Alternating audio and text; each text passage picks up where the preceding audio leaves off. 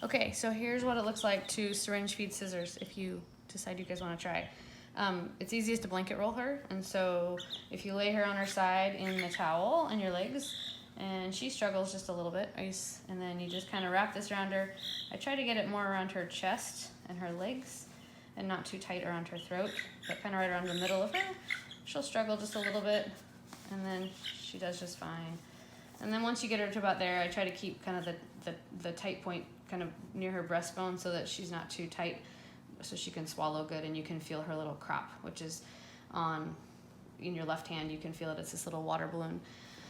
And then I just hold her with my knees like this, and with my left hand, kind of pin her face. She's gonna kind of struggle just a little bit. And then this thing, you just kind of go down her throat to kind of just the skinnier part goes in her mouth and down her throat just a little bit. And when I can start seeing food coming out of her mouth, I give her a minute just to swallow. Kind of looks like she's choking, but that's what she does. And I just wait till she swallows, and you'll see that all the food will disappear from her mouth. Like her mouth looks clear again. And then she'll just kind of sit there and she pretends like she's gonna go to sleep. Sometimes if she stops moving or if she tries to go to sleep mid-swallow, you just kind of pet her back and say, keep going, little girl, keep going, little girl. And then her little crop down here, which is right here, you can feel it like a little water balloon.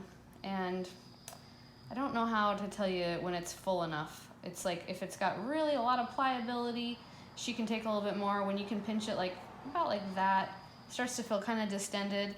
You just don't want to overfill it. I mean, worst case scenario, she gets a half fill and you come back and do it again later. So she's still kind of eating. She usually leaves a little bead of food right there. Sometimes I can shove it back in there, and sometimes I wipe it off and feed it to Bourbon. Or you can just wipe it on the towel. And so she's about ready for another bite. So that's what it looks like. And then she kind of struggles every time. You just kind of pin her, and I hold her one beak with my finger, which kind of gets her to hold still. And then slide that down, and I try to get it on top of her tongue. And she'll kind of hold still for a second, and I just kind of fill up her throat. And then when I start seeing it into her mouth, so it's a pretty, on this thing, it's a pretty small little fill with each bite. And so I would say probably like 5 or 6 fills, 5 or 6 little pumps is about all I get per feeding. I haven't counted it, I probably should have. But anyway, that's what it looks like if you guys end up wanting to come up and do it. She doesn't struggle much in the blanket roll, and it's way easier to hold on to her. So anyway, thanks for being willing.